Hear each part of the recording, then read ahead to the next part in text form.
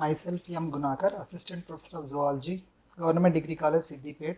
Today, let us discuss the topic Phylum Annelida General Characters, and this topic belongs to BSc Zoology first year, semester 1, and under unit 3rd, the students who belongs to Osmania University, they can use this video.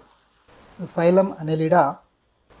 When we look into the history of phylum Annelida, early zoologists included annelids along with other worms in a group called vermis. So you can see all the other groups here. So all these worms are worm-like creatures can be seen here. So early zoologists included all these worms in the group called vermis. But Cuvier separated annelids from other unsegmented worms because annelids are segmented worms, whereas in the vermis group all the worms are included along with the segmented worms. So the Cuvier was the first scientist who has separated the segmented worms from the other worms, and he separated all these segmented worms into one group. But he did not give the name Annelida. The word or the term Annelida was first used by Lamarck, and the word Annelida is derived from two Latin words. First word is annelus, which means a little ring, and the second word is eidos, means farm. That means the worms which possess little ring-like structures which are attached together, that means they are visible like a little rings. The animal or the worm is having many little rings attached to each other. This type of structure is called segmented worm, and all these segmented worms are included under phylum Annelida, and the name Annelida is given by Lamarck, and the Cuvier was responsible for separating these segmented annelids from all other worms. Now coming to the Annelida possess some unique features. When compared to the previous phyla, that means nematodes and platyhelminths, these are also possess platyhelminths, and all the helminths are also possess some worm-like structure.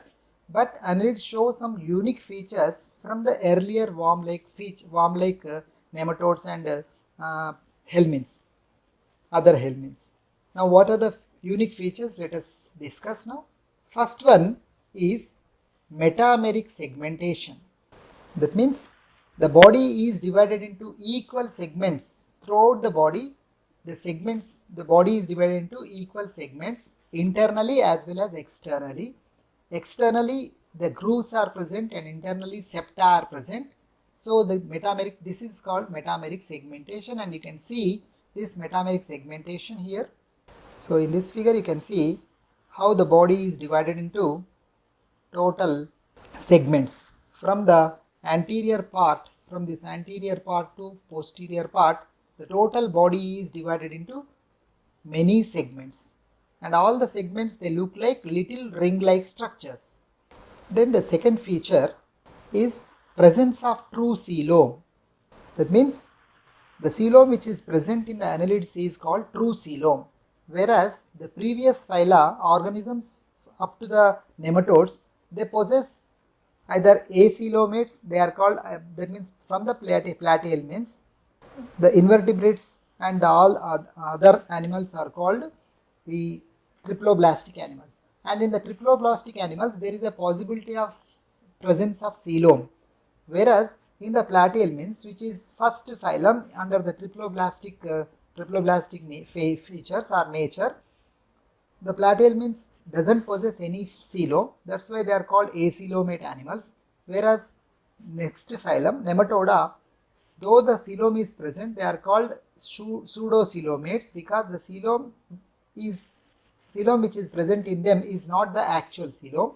And then whereas from the Annelida, the coelom is true coelom is present from the Annelida up to the mammals. So all these, so Annelida is the phylum which is considered as first true coelomates. The animals belonging to the Annelida are considered as first true coelomates. Next unique feature is nephridia for excretion. Special structures are present within the body and these are called nephridia. They connect the internal coelom or internal body to the exterior so that the passage of nitrogenous waste through this nephridia occurs, to the outside occurs. Then the next unique feature is in some of the annelids there is a larval stage which is called trochophore larva, in some, whereas in others there is no larval stage is present. Whereas when we see the advancements over nematodes, just now I said when compared to the Annelida is the nematoda, and evolutionary we can see nematoda, after that Annelida comes. So when what are the advanced features are present in the Annelid? The first one is, as we discussed, one of the unique features here also, it's the advancement, metameric segmentation is present. Number 2, the presence of head appendages.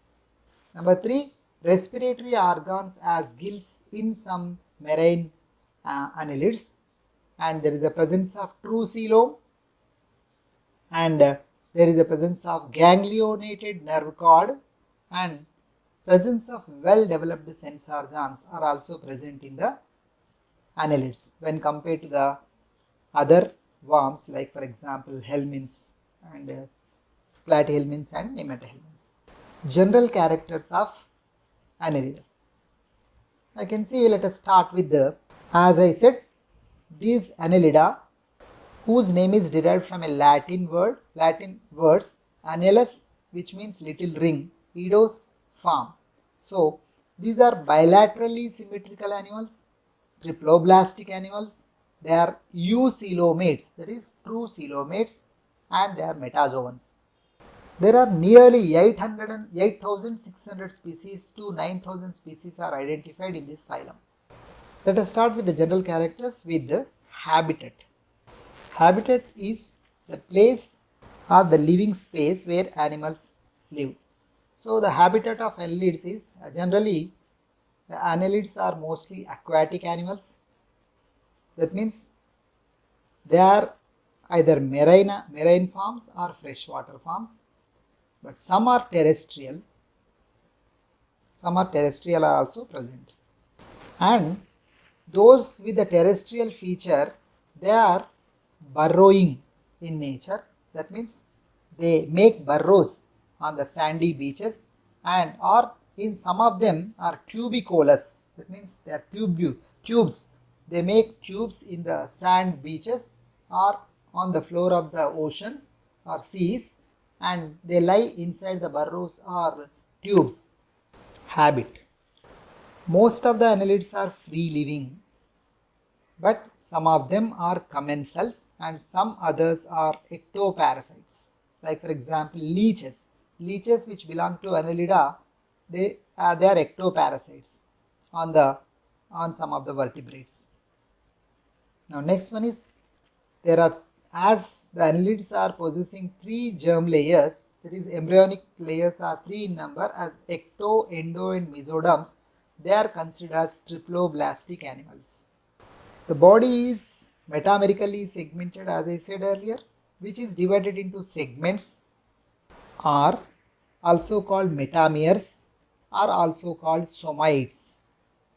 Now the organization is organ system grade of organization. That means organ systems are present like digestive system, respiratory system, excretory system, reproductive system, nervous system. All these systems are present along with the organs, and that's why organization is organ system grade of organization.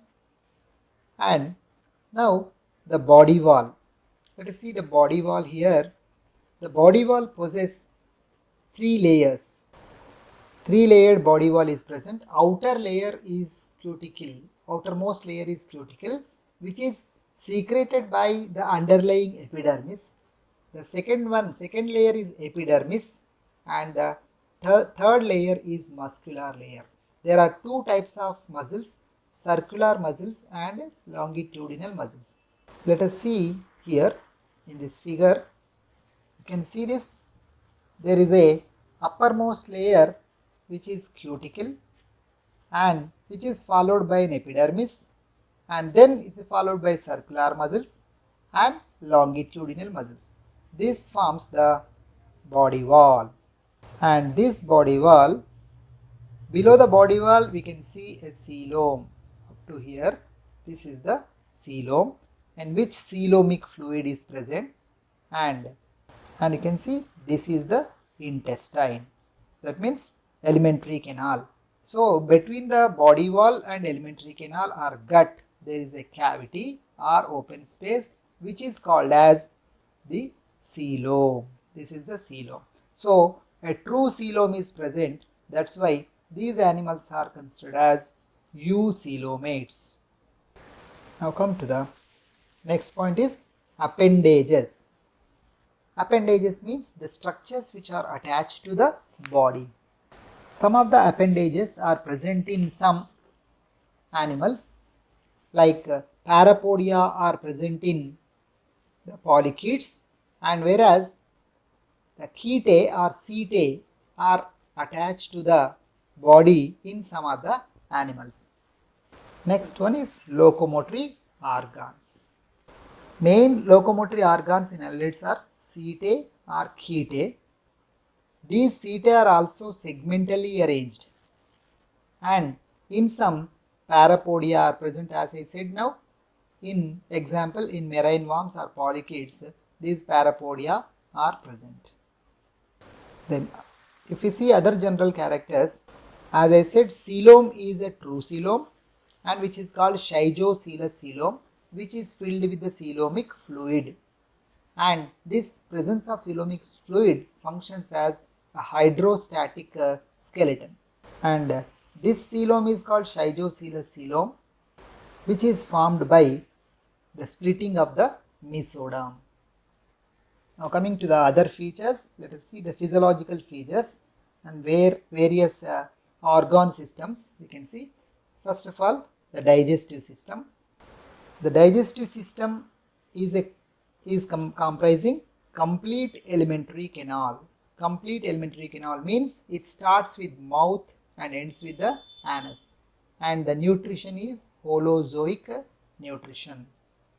Then respiratory system, and you can see here in the before figure, in the before slide, we can see here, you can see the complete digestive system which starts from here. You can see here the mouth is present here, and anus is present here, and now here you can see various, this is the alimentary canal, complete alimentary canal. You can see here up to here, you can see the cutting portion, you can see this is up to the intestine, up to the some little portion of up to the intestine they are showing here in this figure. Now mouth opens into the pharynx, and then pharynx opens into esophagus, crop here, then gizzard, then which is followed by intestine, and intestine extends up to the last segment which is ultimately opened outside through the anus. Now coming to the next physiological feature, which is respiratory system. The respiratory system, the respiratory system is here special respiratory structures are less developed, but moist body wall. Almost all annelids possess their body wall as always moist. So hence the cuticle or body wall functions as a respiratory organ. That's why cutaneous respiration can be seen in annelids, most of the annelids, but in marine forms the gills are also present. Gills are also present in some of the marine polychaetes. Now coming to the next system is circulatory system. Circulatory system, which is a closed type of circulatory system. That means blood vessels are present here. Blood vessels are present. So blood flows within the blood vessels. This type of blood vascular system or circulatory system is called as closed type of blood vascular circulatory system, and the blood in them is red in color due to the presence of hemoglobin. What is the specialty is this hemoglobin is not present in the RBC, but hemoglobin is dissolved in the plasma. Then next one is excretory system, and I have already referred this nephridia, the special structures which are functioning as excretory organs, and these nephridia, they connect the internal cavity to the with the exterior, and so they are responsible for the elimination of nitrogenous waste. And these nephridia are many types of nephridia are present in these annelids. The segmental nephridia, then the pharyngeal nephridia, okay, micronephridia, various types of nephridia are present, and main nitrogenous substance that is excreted by these annelids is, in some forms, ammonia is excreted. Those forms are called ammonotelic, and in some urea is excreted, and those forms are called ureotelic. Next system is nervous system. As the nervous system is very much developed when compared to the previous phyla, and there is a ganglionated nervous system is present. That means nerve cells are bunched together, forming a bunch together and forming a ganglia, and this nervous system is containing a nerve ring. This nerve ring is formed surrounding the pharyngeal region, which is formed by a cerebral ganglion, and then subpharyngeal ganglion, and then circumpharyngeal connectives, and ventral nerve cord, ventral ganglionated double ventral nerve cord. You can see here in this figure there is a cerebral ganglia is present here, cerebral ganglia above the pharynx. Just now I told you this is the pharynx, and above the pharynx there is a pair of cerebral ganglia are present, and then one subpharyngeal ganglion is also present below the pharynx. That's why it is called subpharyngeal ganglion. The cerebral ganglia are also called suprapharyngeal ganglia because it is present above the pharynx. And then these cerebral ganglia and subpharyngeal ganglia are connected on either side of the pharynx by circumpharyngeal connectives. Here these are the circumpharyngeal, this is the circumpharyngeal connective, and other side one more circumpharyngeal connective is present. So, and this from the subpharyngeal ganglion, the double ventral nerve cord is passed up to the anal segment. This double ventral nerve cord is extends.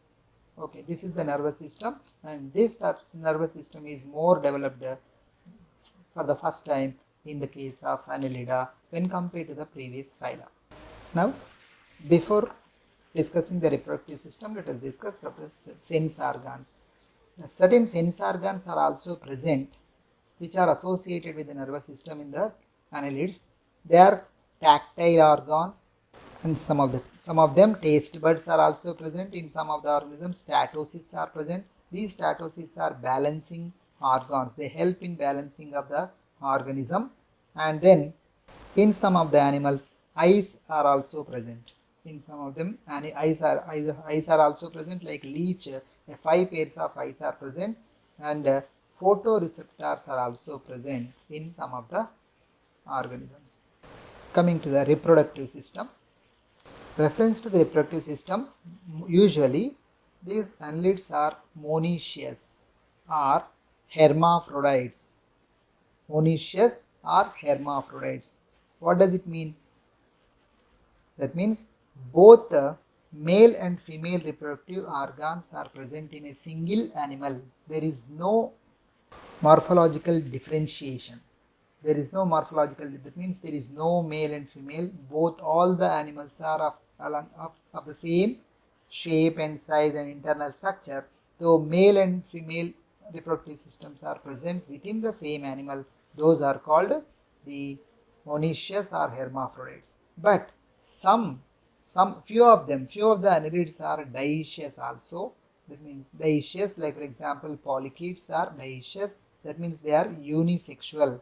That means one sex, that means one reproductive system is lying in the one organism, the other reproductive system is lying in the other organism. That means the male reproductive system is present in one animal, and female reproductive system is present in other animals. That means males and females are clearly distinguished in some of the annelids. Those, for example, you can see polychaetes, all the marine annelids, you can see polychaetes are the dioecious or unisexual.